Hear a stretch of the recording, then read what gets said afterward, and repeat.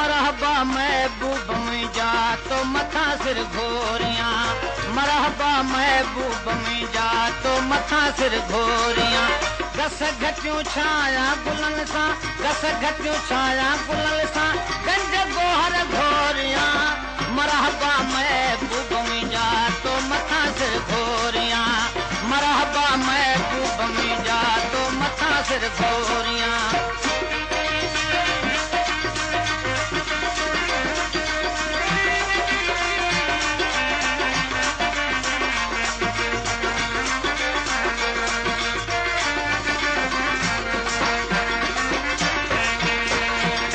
माणकन जा मींह वसाया तुंहिंज मारंग मागता माणकन जा मींह वसाया तुंहिंज मारंग मागता तुंहिंजे शीरी लब शफ़ाता तुंहिंजे शीरी लब शफ़ाता शौक़ शंकर घोरियां मरहबा महबूब मुंहिंजा तो मथां सिर घोरियां मरहबा महबूब मुंहिंजा तो मथां सिर घोरियां गस घटियूं छाया गुलनि सां गस घटियूं छाया गुलनि सां गंज गोहर घोरियां मरहबा महबूब मुंहिंजा तो मथां सिर घोरियां मरहबा महबूब मुंहिंजा तो मथां सिर घोरियां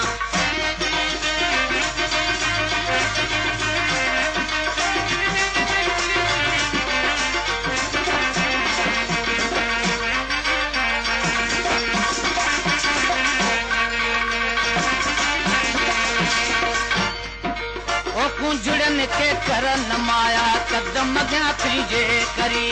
कुंजड़न के कर नमाया कदम अॻियां तुंहिंजे करी तुंहिंजे कहके ताकबक तुंहिंजे कहके ताकबक कुमरियूं कबूतर घोरियां मरहबा महबूब मुंहिंजा तो मथां सिर घोरियां मरहबा महबूब मुंहिंजा तो मथां सिर घोरियां गस घटियूं छाया गुलनि सां गस घटियूं छाया गुलनि सां गंज गोहर घोरियां मरहबा महबूब मुंहिंजा तो मथां सिर घोरियां मरहबा महबूब मुंहिंजा तो मथां सिर घोरियां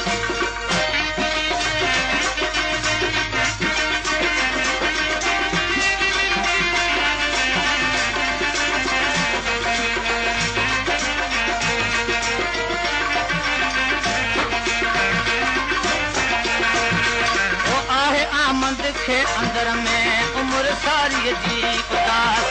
आहे आमद के अंदर में उम्र सारी जी उदास अचित अज के मन अंदर जूं अचित अज के मन अंदर जूं ओरियां घर घोरियां